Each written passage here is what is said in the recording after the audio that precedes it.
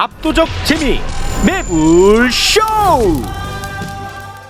자, 그러면 우리 뇌를 철학으로 채우러 출발합니다. 철학. 오랜만에 함께합니다. 가짜 뉴스의 최대 피해자입니다. 박구영 교수님 반갑고요. 어서 오십시오. 네, 안녕하세요. 박구영입니다. 네, 반갑습니다. 고맙습니다. 네. 오늘은 어떤 내용으로 우리 뇌를 채워주시겠습니까? 일단 그 본격적인 철학 이야기 앞서서 제가 요즘에 약간 신변의 위협을 느껴서 오늘 같은 경우도 학교에 오지 말아 가더라고요.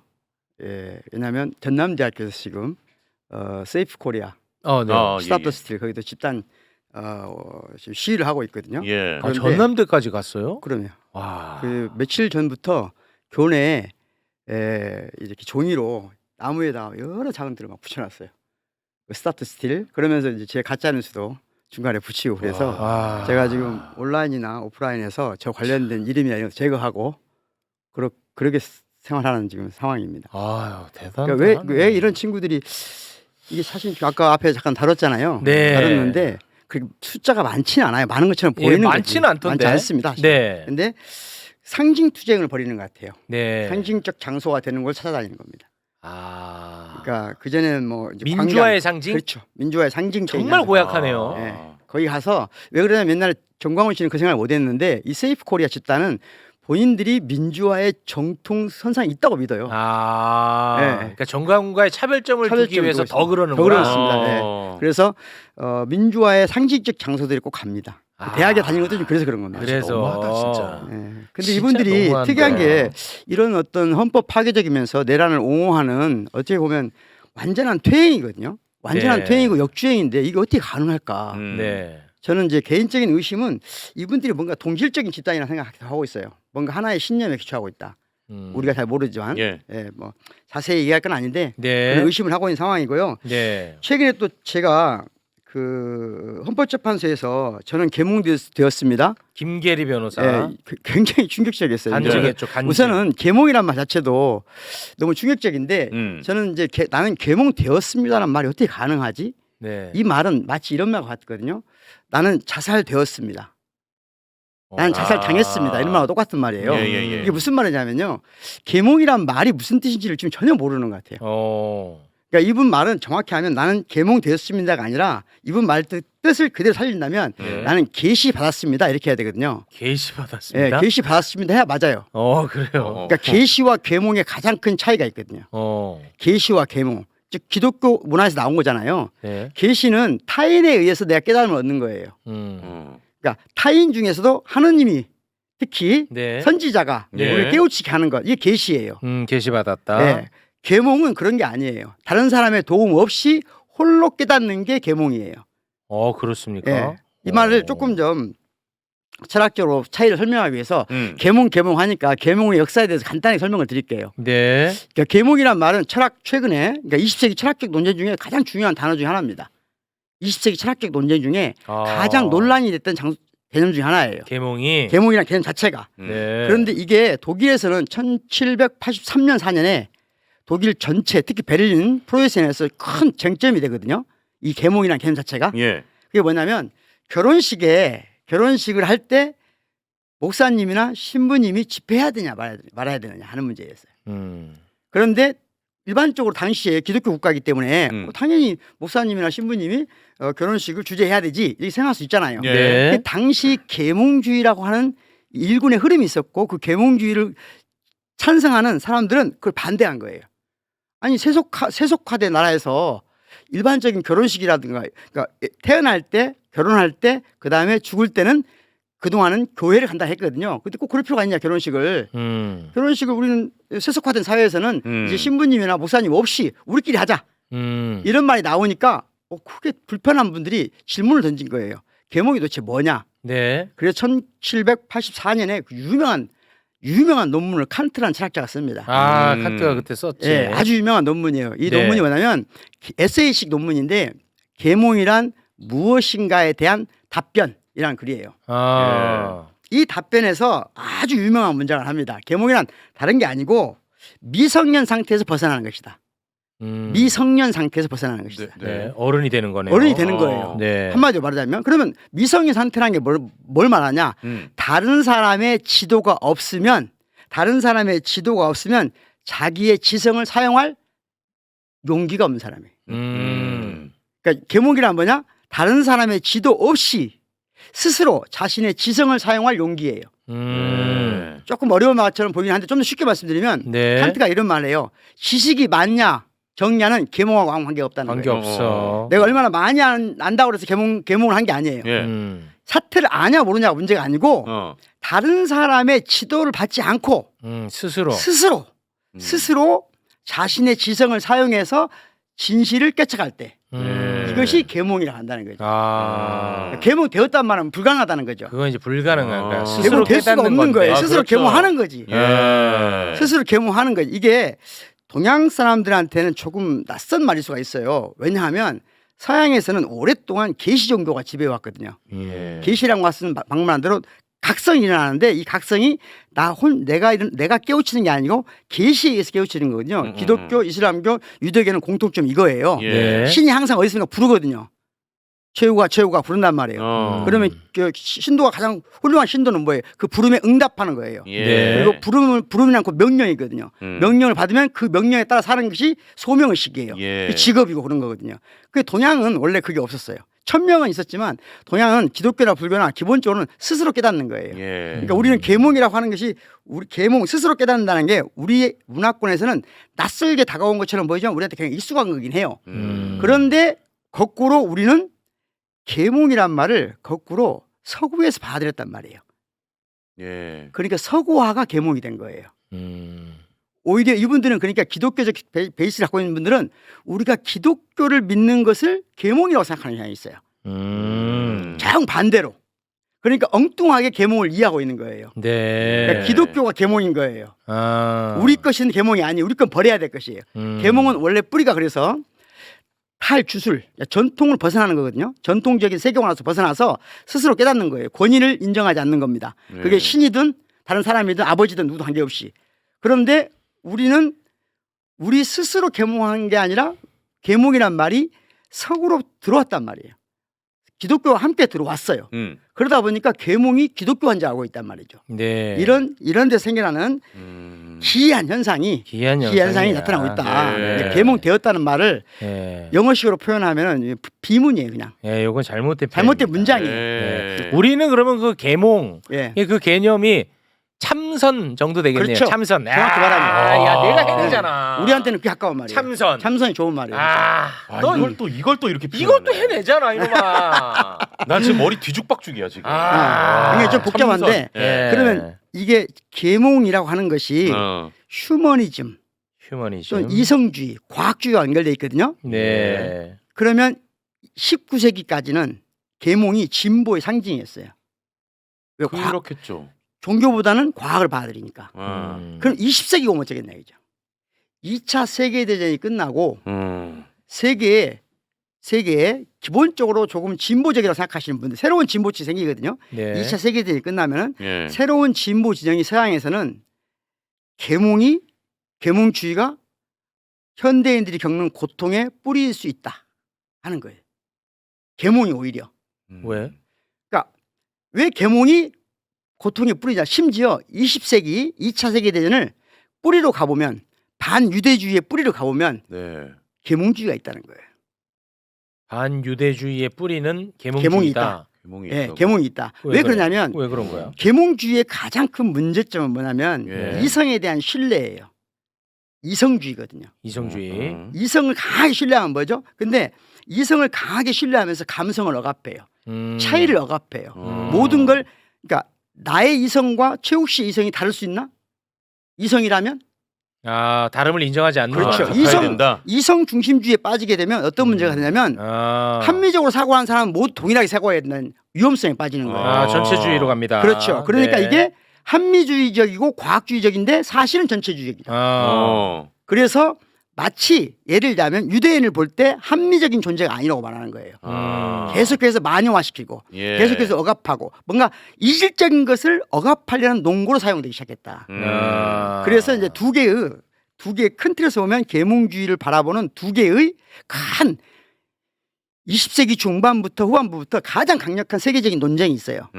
철학, 사학 전체를 통틀어서 네. 계몽을 해체할 것인가 아니면 계몽을 계몽할 것인가. 아, 계몽을 또 계몽해 버려. 네. 와. 계몽을 해체하자는 것은 계몽이란 기본적으로 동질성, 동일성 차이를 무시하고 억압하는 이질성에 대해서 둔감한 이런 거기 때문에 겉으로는 세계주의적인 성향을 띠지만 굉장히 폭력적이다. 그러니까 이거 아예 해체시켜야 된다. 처음부터. 이렇게 주장하는 사람은 급진적인 거예요. 대개 프랑스를 중심으로 일어났고 이들을 가리켜서 포스트 모더니즘이라고 합니다. 해체주의라고 하죠. 포스트 모더니즘. 예. 아니야. 계몽은 비록 그런 문제점이 있지만 계몽을 이탈한다는 것은 다시 말하면 권위주의로 회귀할 수 있어.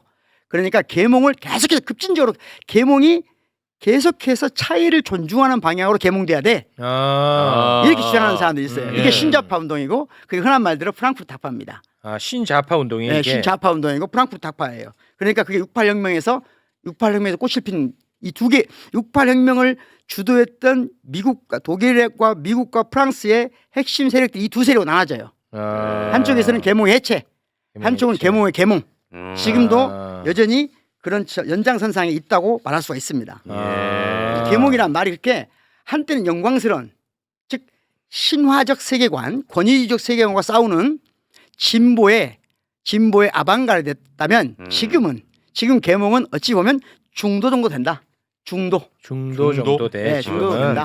이렇게 생각하시면 좋을 것 같아요. 지금 중도 정도. 왜 이 돼. 말씀을 제가 드리냐면 최근 이제 오늘 저한테 우리 저 작가님께서 네. 최근 민주당 내에서 노선 관련 이념 관련 논쟁이 좀 있잖아요. 중도 보수. 예, 중도 보수. 이재명 대표가 100분 토론에 나와서 중도 보수다. 보수. 민주당은 중도 보수다라는 발언으로 이것 때문에 아주 논란이 언론에서 크잖아요. 대대적으로 다뤘고요. 예, 그렇죠. 유력 주자들이 여기에 대해서 비판도 하고 그랬었는데 저는 사실은 굉장히 관심이 없는 분야였습니다. 그렇습니다. 그럴 수 있죠. 왜냐하면 예. 지금은 중도 보수 무슨 뭐 진보 이게 뭐가 의미가 있어? 지금 상식이 파괴되고 있는데. 그러니까 저는 아직 그 두 가지가 굉장히 접점이 만나는데요. 방금 최우 씨가 네. 상식이 파괴되고 있다고 했잖아요. 그러합니다. 상식이 파괴되고 있는 상황에서는 상식을 바로 세우는 게 더 중요하잖아요. 그렇습니다. 그게 급선무죠. 그것을 이재명 씨로 표현하면 중도 보수론이라는 거예요. 그게 중도 보수론이라고. 그러니까 이재명 대표가 하는 이 중도 보수론의 핵심은 헌정 질서가 파괴됐으니 헌정 질서를 바로 세우는 것부터였다. 네. 그것을 민주당이 효과적으로 수행하려면 중도 보수론을 선택해야 된다. 저는 그게 현실과 당위의 결합이라고 보거든요. 실제 민주당이 중도 보수냐 하는 문제하고 네. 현재 민주당이 어디에 서 있어야 되만 하는가라고 하는 당위가 조합시킨 개념이라고 생각해요. 그래서 오늘 간단하게 진보, 보수, 중도에 대해서 조금 설명을 해보면 어쩔까. 그 개념에 대해서. 예, 사실은 제가 그걸 뭐 길게 설명하면 너무 길죠. 너무 길어. 너무 길거든요. 이게 학자들끼리 하루 종일 통일해도 결론이 안 나는 문제거든요. 그런데 한마디로 말씀드리면 제가 처음에 우리 최우 씨한테 왔을 때 철학적 사고란 비판적 사고다. 비판적 사고란 기본으로 기준에 따라서 진위가 바뀔 수 있는 거다. 네. 기준을 항상 문제 삼고 신문해야 된다. 이게 철학적 사고고 비판적 사고다라고 한 적이 있어요. 그러합니다. 거기 가장 빨리 최우 씨가 따라온 편이었어 당시에. 대단히 빨랐죠. 그렇죠. 예. 한 가지 어떤 유학도 가지 않았는데 이 유학생 출신하고 대화가 됐었죠. 네. 그래서 진보냐 보수냐도 기준에 따라서 항상 바뀐다. 기준에 따라서 바뀔 수 있다. 동일한 입장도 기준에 따라서 내가 동일한 입장이 진보가 될 수 있고 보수가 될 수 있다. 다시 말하면 이 상대적이라는 거죠. 상대적이야. 절대적 기준은 없어요. 아예 여기는. 절대적 기준 아예 없다. 없다고 봐야 됩니다. 상대적 기준이다. 네. 그렇다 기준이 없는 건 아니잖아요. 그럼 기준은 항상 동일한 진리가를 갖는 게 아니에요. 기준도. 네. 기준도 시대와 장소에 따라 다르다. 변하죠. 기준도 예. 바뀌어요. 그래서 한 가지 간단한 질문을 해볼게요. 네. 우리 모두에게 모두에게 질문합니다. 개인적인 것과 공동의 것이 충돌할 때, 개인적인 것과 공동의 것이 충돌할 때 어느 쪽에 쓰는 게 진볼까요? 이거는 저는 확실합니다. 확실합니까? 나는 답을 아니까 너가 해봐. 예. 개인적인 것과 공동의 것이 충돌할 때 어느 쪽에 쓰는 것이 진보냐? 어느 쪽에 서는 게 진보의 가치야? 공동. 공동에 쓰는 것이 진보다. 잘하네. 예. 이게 이제 가장 전형적인 사고 방식이에요. 이게 전형적인 진보의 개념. 사고방식. 네, 진보의 진보의 개념. 그런데 네. 좀 안 해. 어. 야 개인이라고 쓴 애들은 일단 나가. 따라올 수도 없어 너네들은 나가. 개인. 그래서 네. 이걸 봐야지. 아예 보지도 마 나가. 네. 그런데 공동의 것이 위태롭지 않은 상황. 공동의 왜 그것이 것이 위태롭지 않은 상황. 공동의 것이 너무 많이 강요되는 사회에서는 개인을 강조하는 것이 진보겠죠. 예를 들자면 매일 우리가 같이 그 집단이 식사 메뉴를 정해요. 식사 메뉴를 정할 때 우리 모두 통일하자가 진보예요? 아니면 각자의 취향을 존중하자가 진보예요? 취향 존중. 그럼 개인적인 거잖아요. 그건 개인적인 거잖아. 그렇잖아요. 개인 진보잖아요. 어. 그러니까 시대 상황에 따라서 그러네. 동일한 기준이라도 음. 진보와 보수는 언제나 바뀔 수 있다가 대전제라는 거예요. 이걸 잊어버리면 안 된다는 거예요. 그래서 공동의 것만이 진보라고 생각하는 것은 꼰대 진보예요. 꼰대 진보야. 자, 그거는. 꼰대 진보 다 나가. 80년대식 진보예요. 그래서 제가 지난번에 말했지만 지금 이번에 빛의 혁명을 이끌고 있는 이 세력들은 가장 중요한 게 뭐냐? 공동의 것과 개인의 것을 섞지 말자는 거예요. 함부로. 거꾸로 공동의 말하면. 것과 개인의 것을 함부로 섞지 말라고요? 예. 그 말은 다시 말하면 무슨 말이냐면 예. 윤석열의 부인 김건희 씨는 공동의 것을 개인의 것으로 환원시키려고 했어요. 맞습니다. 이게 내란이에요. 예, 그건 그렇죠, 내란입니다. 그렇죠. 이게. 네, 그렇죠. 예? 그러니까 네, 맞습니다. 공동의 것은 공동의 것으로, 개인의 것은 개인의 것으로, 개인의 것도 공동의 것으로 환원시키려면 안 되잖아요. 안 안 되지, 안 돼. 되지. 똑같이 폭력이라는 거예요. 그렇지. 그러니까 이 시점에서 가장 중요한 게 뭐냐? 대한민국 민주공화국이에요. 예. 그럼 공화국의 이념은 핵심적으로 뭐냐? 제가 한 번 여기 말한 적 있지만 키케로가 꼬무니스 꼬무니부스 이런 표현을 썼거든요. 네. 대한민국 민주공화국이다 할 때 공화국이란 말의 어원이 뭐냐? 어원이. 로마에서 음. 라틴어로 꼬무니스 꼬무니부스 코무니스트. 이 말을 한마디로 말하면 이런 거예요. 공동의 것은 공동의 것으로. 공동의 것은 공동의 것으로. 공동의 것을 개인적으로 하는 것은 군주나 독재자는 하는 것이죠. 그렇지. 그런데 공동의 것은 공동의 것으로만 강조하면 아까 말한 대로 꼰대 진보가 될 수 있다는 거거든요. 새로운 젊은 층들, 새로운 세대는 새로운 마인드를 가진 사람들은 이미 이게 1968년도에 세계를 지배했는데 다시 말하면 개인의 것은 개인의 것도 똑같이 공동의 것을 공동의 것으로 하는 것만큼이나 중요하다는 거죠. 그렇지. 예. 그러니까 청년의 것은 청년의 것으로, 노인의 것은 노인의 것으로, 지역의 것은 지역의 것으로. 예를 들자면 예. 모든 영역에서 각자의 몫을 각자의 몫에 준다는 거거든요. 네. 근데 이게 또 위험할 수 있어요. 항상 몫이 정해져 있는 건 그럼 또 다른 논쟁이 불러일으키겠죠. 네. 또 다른 철학적 논쟁이 불러일으키는데 오늘은 그 일이 아니니까. 예. 그럼 진보와 보수의 상대적으로 이렇게 바뀌어 온 역사를 잠깐 살펴볼 필요가 있다. 네. 그런 다음에 민주당을 잠깐 살피려고 하는데요. 가장 오래된 얘기를 해볼게요. 우리가 진보 보수가 처음 나눠진 것은 사실 17세기예요. 17세기에 처음 영국에서 올리버 크롬웰이라는 영국의 공화국이 탄생합니다. 예. 올리버 크롬웰에 의해서.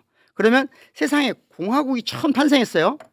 공화국이. 네. 그리고 이 공화국은 세속 국가를 지향하는 겁니다. 음. 세속 국가란 뭐냐면은 신성 국가에 반대되는 개념이에요. 그러니까 국가보다도 종교가 상위에 있는 건 신성 국가예요. 그렇지. 예. 이건 세속 국가가 아니죠. 지금 아랍이 그런 경우잖아요. 네. 아랍은 기본적으로 다 그런 건 아니지만 아랍의 몇몇 나라들은 신성 국가 체제를 갖고 있죠. 예. 아랍 헌법을 연구해보면 나옵니다. 그런데 자 독일이나 프랑스나 다 언제부터 영국은 17세기에 처음 17세기. 프랑스에서도 18세기에 신성 국가가 아니라 세속 국가가 등장한 거거든요. 세속 국가. 세속 국가는 간단한 말이에요. 세속적인 국가란 말이 아니고 음. 종교에 대해서 중립적이란 말이에요. 종교에 대해서 중립적이다. 가치에 대해서 중립적이란 말. 국가가 개인의 가치에 관여하지 않는다는 말이거든요. 정교 분리. 그렇죠. 그게 그렇게 안 되나? 정교 분리. 자 그러면 그게 이제 세속 국가. 예전에는 자 17세기의 영국에서는 세속 국가를 지향하는 쪽이 진보일까요? 신성 국가를 지향하는 쪽이 진보일까요? 그 당시에는 세속 국가를 지향하는 쪽이 진보겠죠. 네. 그럼요. 신성 국가는 보수겠죠. 예. 그때 신성 국가를 지향하는 사람들을 우리가 극우라고 하지 않아요. 극보수라고 하지 않아요. 그거 이제 퇴행세라고 하지 않아요. 왜냐하면 그 당시가 그 두 개가 경쟁하는 시대니까. 경쟁 시대니까. 예. 근데 지금 우리나라 대한민국에서 신성 국가와 세속 국가가 경쟁합니까 안 합니까? 안 해요. 일절하지 않죠. 하지 않잖아요. 예. 그러면 지금 신성 국가를 지향하는 사람은 보수입니까? 역주행 세력입니까? 그거는 완전히 이 논쟁의 가치도 없을 정도니까 예. 그거는 이제 극우로 분류를 하는 거지. 극우주의 세력입니다. 그렇죠. 그러니까 어. 헌법을 파기하는 겁니다. 헌법 파기하는 거야. 그러면. 지금 헌법을 지키자고 하면 보수라고 할 수 있어요. 근데 이분들이 지금 세이프 코리아 하는 사람들은 그런 사람들입니다. 신성 국가를 지향해요. 그렇지. 역주행을 지향하는 겁니다. 그러니까 저렇게 과감하게 폭력을 행사할 수 있는 거예요. 그렇습니다. 과감하게 폭력을 두둔할 수 있는 거예요. 네. 전환기 씨나 이런 사람 다 그런 사람들입니다. 지금 기본적으로. 그렇죠. 예. 그러면 이제 극우로 분류됩니다. 이런 사람들 극우라 한다. 그렇지. 예를 들어서 그게 18세기 프랑스 혁명이 있었어요.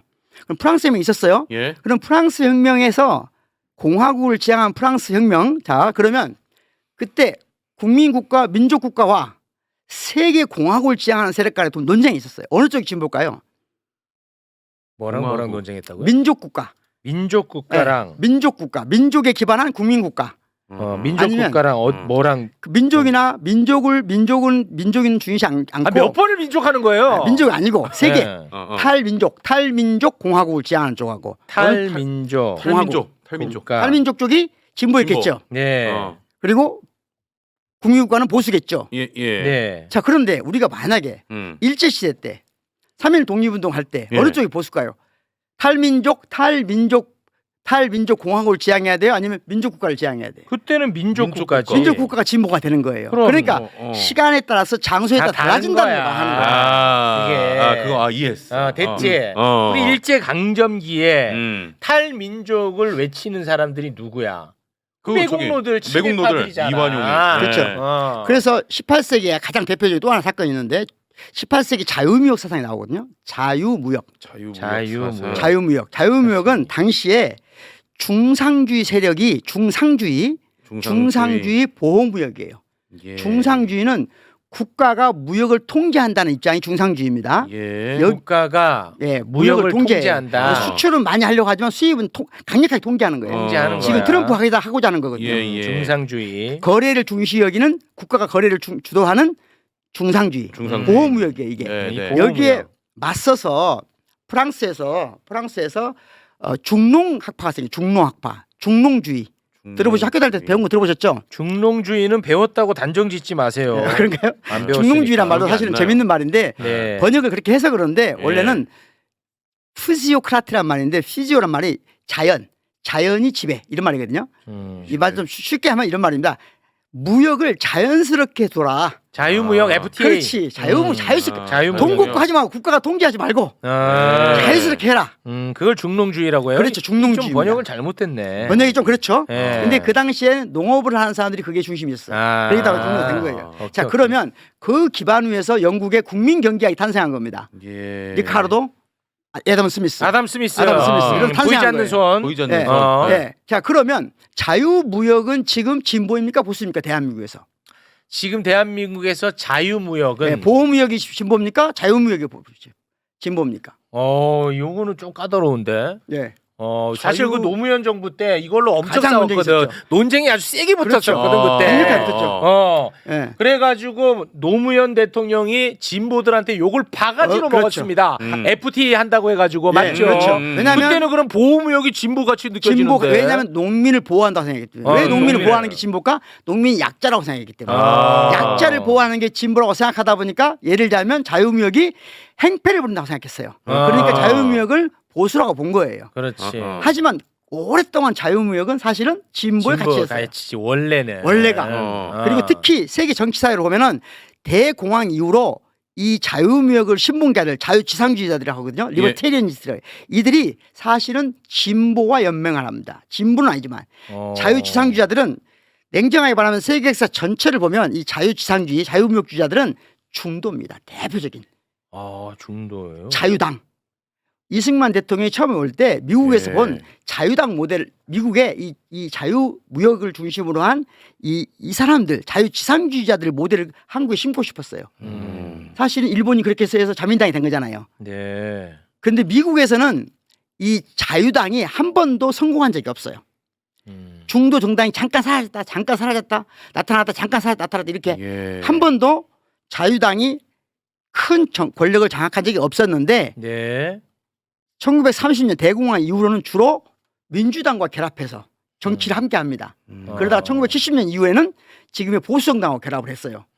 그러니까 우리는 자유지상주의 그러면 보수라고 생각하는 경향이 있는 것은 1970년대 이후의 일이에요. 아 1970년대 이후의 관념이에요. 그렇죠. 그러니까 그것도 시대와 맥락이 다 다르다는 거예요. 그러면 지금 대한민국에서 그래서 민자당 나왔어요? 그렇죠. 그렇죠. 아 민자당 그렇지. 그래서 민주자유당. 네, 그렇죠. 맞죠. 그렇죠. 그러니까 우리나라 정치사는 사실은 미국에서 어떤 모델이 나오면 그걸 본따서 바로 본다는구나. 본따서 그거를 왔어요. 따라가. 박정희 민주공화당도 그런 연관이 있습니다. 그러니까 박정희 민주공화당이 당시에 박정희가 본 미국에서 가장 오랫동안 장기 집권한 대리거든요. 민주공화당이 실제로 그대로 가져온 거예요. 자, 지금 말씀을 쭉 드린 것은 매번 기준만이 아니라 그 기준이 놓인 상황과 시대에 따라서 진보와 보수는 바뀐다. 바뀐다 하는 것이요. 많이 바뀌네. 그것을 영국, 독일, 프랑스 전부 현실적으로 전부 증명할 수 있어요. 모두 증명할 수 있습니다. 예를 들면 지금 당장 독일에 최근에 독일 총선이 있었거든요. 네. 독일 총선이 있었어요. 그러면 우리가 흔한 말대로 자 기독교 민주연합, 기독교 민주당 있고 기독교 사회주의당이 있어요. 네. 그럼 기독교 사회주의당은 진보일까요, 보수일까요? 야 이건 굉장히 까다롭네. 사회주의가 들어가서 기독교와 사회주의가 들어가니까 상당히 까다롭네. 기독교만 들어가면 요거 이제 보수인데. 극우 쪽으로 가주면 네. 되는데 자, 사회 들어간다. 요거는 이제 또 극자 쪽으로 또 갈 수도 있거든요. 근데 사실 가장 극우입니다. 극우에 가까운 이거 그거예요. 극우야. 그거. 그- 극우는 아니고요, 우파입니다. 우파. 우파. 우쪽. 더 흥미로운 것은 나치의 이름 중에 사회가 들어가요. 나치의 국가사회주의거든요. 국가사회정당이거든요. 국가사회. 네. 그러니까 사회가 들어간다고 그래서 모두가 진보고 그런 건 아니고. 그런 것도 아니다. 그것도 아니야. 예. 국가사회 국가가 들어갔네. 예. 아, 그러면 이건 보수 쪽으로 가는 게 맞겠네. 근데 이제 아주 포괄적으로 보면 이런 거예요. 자, 같음을 강조하는 게 지금 현재 전 세계적으로 보면 같음을 강조하는 것과 차이를 강조하는 쪽이 있다고 쳐봐요. 어느 쪽이 더 진보적이라고 우리 말할 수 있을까요? 큰 틀에서 지금은 현대. 큰 틀에 현대. 현대 지금 지금은 이제 다양성을 강조하는 게 진보에 그렇습니다. 가깝겠죠. 그렇죠. 지금은. 네. 그렇죠. 네. 중앙 집권화를 강조하는 쪽일까요? 분권화를 강조하는 쪽이 진보일까요? 지금은 이 분권하지. 분권화잖아요. 예. 일반적으로 그런 생각을 갖고 있잖아요. 예. 권위주의는 기본적으로는 보수가요, 진보일까요? 보수. 보수겠잖아요. 예. 국가주의는 진보가요, 보수가요? 보수. 그러면 민족주의는 진보가요, 보수가요? 민족주의는 보수. 어려운 문제 이것은. 이거 여전히 좀 해결이 어려워. 안 됐어요. 해결 왜냐하면 안 했어요? 대한민국이란 특수한 조건 때문에 그런 거예요. 그거 해결 좀 하시지. 다른 나라들은 국가주의가 민족주의가 결합돼 있어요. 네. 한 쌍이에요. 그렇지. 근데 우리는 국가주의와 민족주의가 한 쌍일 수가 없어요. 왜냐하면 민족을 지향한다는 것은 현재 국가 체계를 좀 변형시켜야 되거든요. 통일을 중시해야 된단 말이에요. 민족주의가 되면은. 그러다 보니까 우리나라는 여기서 통일 담론으로 가야 그렇죠. 되는 거예요. 강인을 다른 나라하고 결합될 수가 없어 이 문제에 관해서. 민족을 강조하면 통일 담론으로 가야 돼. 평화, 민족은 평화 또는 통일 이런 식으로 주제를 하거든요. 네네네. 그런데 지금 보수들은 그쪽에 관심이 없거든요. 매우 거기에 대해서 혐오하죠. 혐오하거든요. 그러니까 네. 민족이란 말이 대한민국을 떠난 모든 나라에서는 민족을 중시하면 보수입니다. 보수인데. 독일에서는 민족이란 말 입에도 끊어지기 어려워요. 일상적인 담론에서 바로 쳐다봅니다. 그거 이제 큰일 나지. 독일은 그렇습니다. 예, 예. 그러니까 그 나라에서는 그런 거예요. 그러니까 우리나라에서는 다르다. 자, 이런 모든 걸 제껴두고 제낄 걸 오래 하셨네. 예, 아니 제낀다는 표현 좀 부적절한데 오래 하셨어. 염두에 두고 기초로 두고 염두에 두고 네, 갑니다. 그러면 민주당은 어떠냐 이거죠. 민주당은 도대체 그러면 뭐냐? 민주당은 도대체 뭐냐 하는 거예요. 민주당. 민주당의 강령 전문이 있습니다. 강령 전문이 있어요. 네, 강령 전문이 있어요. 자, 첫 번째 더불어민주당은 임시정부의 자주독립적 신고 4.19 부마항쟁 5.18 유시방지 촛불혁명의 민주정신을 개선하고 그럼 여긴 자 중도 보수 진보 중 어디에 색합니까? 이건 이제 민주화의 방점이 찍힌 내용들이 다 들어가 있네요. 그러니까 네. 민주주의 역사를 쭉 지킨다는 거거든요. 네. 이건 헌법 정신에 그대로 나와 있어요. 헌법 전문에 거의. 네. 그러니까 헌법 전문하고 거의 동일한 걸 주장하는 것은 뭐예요? 중도입니다. 이거는 중도지, 그렇지. 왜? 헌법이 이미 실현하고 있는 걸 그대로 그렇지. 주장하는 아, 거예요. 이거 예, 근데 예. 그래서 나는 뭐 아무 가치가 없는데 이거는 그냥. 그냥 중도인 거예요. 이거 중도야, 네. 그렇지. 중도. 그래서 내가 말문이 막혔었던 예, 거야. 예, 그렇죠. 어. 그러니까 헌법에 구현된 걸 그대로 하겠다 그러면 중도입니다. 그냥. 그거는 중도야. 예, 예, 예. 중도. 어쩐지 내가 말문이 막히더라고. 그러니까. 근데 두 번째 뭐라고 되냐면 요건 중도. 서민과 중산층을 대변한다고 돼 있어요. 서민과 서민과 중산층을 대변해요. 그럼 진보, 진보. 보수 이것도 중도입니다. 중산층을 대변한다. 보수가 되려면 소수자를 아까 말했잖아요. 소수자를 대변한다고 하면 진보죠. 지금은 그러니까 그래서 요 문제가 있잖아요. 그러니까 소수자, 억압받는 자, 고통받는 자를 이야기하면 이건 진보예요. 그건 진보야. 근데 서민과 중산층은 중도입니다. 서민과 중산층을 이건 계급적 개념도 아니고 대변한다라고 써 있다고. 대변. 서민과 중산층을 대변한다고 돼 있어요. 대변. 중도. 자, 그건 전문의 중도. 핵심적인 게 중도죠. 두 개가. 예. 한미 동맹의 바탕을 둔 한반도 평화, 인류 평화 뭡니까? 한미 동맹을 기초로 우리 한미 동맹을 기초로 한반도의 평화, 세계 평화를 지향한다고 돼 있어요. 요거는 중도. 이건 보수에 가깝습니다. 그건 또 보수야? 예, 기본적으로 왜 그러냐면 내 말 반대로 하는 거 아니야? 세계 평화는 아마? 한반도 평화는 진보적인데 뿌리가 네. 뭐예요? 한미 동맹을 기초한다는 거예요. 이것은 사실은 이미 세계 평화를 지향하는 영국 평화론을 쓴 칸트가 아까 말했던 칸트조차도 특정 집단과의 연대에 기초한 세계 평화, 인류 평화를 주장하는 것은 보수라고 말했어요. 한미 동맹 때문에 그런 거구나. 그렇죠. 한미 동맹만을 맹종하면 보수예요. 그럴 수 있겠네. 네. 지금 뭐 냉전 시대가 가자 이제 외교를 한다 그러면 중도인데. 그렇지. 냉전 네. 시대 끝이 났는데 그렇지. 우리가 한미 동맹이라고 적혀 있다. 그렇죠. 이게 보수네. 그러니까 더불어민주당은 다자 외교를 지향하는 것처럼 보이지만 한쪽으로는 한미 동맹을 강력하게 주장해요. 그렇기 때문에 보수적인 거예요. 요건 이것은. 보수야. 보수. 이거 맞다. 요거는 지금 얘기하는 건 지향점을 얘기하는 겁니다. 더불어민주당의 민주당의 강령에 강령이니까. 전문에 다 나와 있는 그러니까 거죠. 지향점이지. 그렇죠. 자, 국익 중심의 실용외교예요. 국익 중심의 실용외교. 실용 국익 외교. 중심의 실용. 자, 실용외교. 이거 중도지. 실용주의라는 노선을 지금 쓰고 있잖아요. 똑같은 말이거든요. 이재명 대표가 실용주의란 말을 하고 있어요. 실용주의. 실용주의라가 뭐냐 이거죠. 실용주의. 실용주의가 뭘까? 우리나라 국민들 대부분은 실용주의란 말을 들으면 실학을 생각해요. 정약용 실사구시, 선생님. 정약용 선생님 이런 걸 생각합니다. 그런데 그건 태도로서의 실용주의예요. 태도. 이론이 아니에요, 사실은. 이론 아니다. 이론으로서 실용주의는 간단히 이렇게 물어보면 됩니다. 이건 19세기 말에 미국에서 생겨난 것이고 예. 유명한 철학자 3명이서 기초를 다진 건데 미국 철학이라고 생각하시면 돼요. 자, 어떤 것이 진리이기 때문에 유용한가? 아니면 유용하니까 진리인가? 아, 좋다. 음. 화두가 좋은데. 이거 그들이 질문이에요. 어우, 질문했어요, 네. 누가. 이 형이사학 클럽이라는 즉 실용주의를 탄생시킨 형이사학 클럽의 가장 중요한 의문이에요. 자, 어떤 것이 진리이니까 유용한가? 진리니까 유용하냐? 유용하니까 진리냐? 유용하니까 진리냐가 실용주의야. 그렇지. 이게 그렇지. 이론으로서 실용주의예요. 유용하니까 오케이. 진리다. 요게 이제 이건 언뜻 들으면 그렇다잖아요. 근데 이게 위험성이 있는 거예요. 위험해. 자, 흑인은 억압하면 되니까 안 됩니까? 안 되죠. 인종차별하면 돼, 안 돼요? 안 되죠. 돼. 근데 인종차별을 하면 안 된다는 것은 당위잖아요, 당위. 당위. 그러니까 당위가 손해가 있더라도 이 당위를 지켜야 됩니까, 아닙니까? 지켜야죠. 그게 당위지. 그렇죠. 손해를 그렇지. 보더라도 나도 지키는 지키는 게 거 당이야. 당이야. 그 그런데 당이야. 미국이 사람들이 이래요. 나는 인종차별 반대해. 왜? 그것이 국익에 도움이 되기 때문에. 이렇게 주장한다고 쳐봐요. 이게 실용주의거든요. 그럼 다른 말로 하면 뭐예요? 국익에 도움이 안 되면 인종차별 해도 된다는 거가 되는 거예요. 그 실용주의의 위험성이야. 그렇죠. 그걸 이론으로서 실용주의라고 해요. 독일이 3인당 정권이, 다시 말하면 독일의 진보 정권이 헬무트 슈미트라는 분이 있었어요. 헬무트 슈미트, 빌리브란트 이후에 이분이 지금 우리나라처럼 위기 상황에 총리가 돼요. 핵 문제도 있었고 우리가 비슷한 상황이었습니다. 이때 이분이 이런 말을 해요. 이제 이분이 좀 중도 실용주의 노선을 내세우거든요. 지금 이재명 대표처럼. 네. 그러니까 사람들이 막 비판을 해요. 진보 쪽에서. 좌파 쪽에서. 그러니까 그가 한 유명한 말이에요. 나는 이론으로서 실용주의자가 아니다. 나는 태도로서 실용주의자다. 태도로서의 실용주의자다. 이 말은 다른 말로 하면 무슨 말이냐. 어떤 것이 유용하기 때문에 진리이다가 아니다. 나는. 그건 아니야. 그건 아니야. 그건 위험한주의가 아니다. 그건 이론으로서. 그거 이론적인데. 그런 게 아니고 나는 우리가 공유하는 이 진리를 실현하기 위해서 가장 유용한 도구를 찾는 것뿐이다.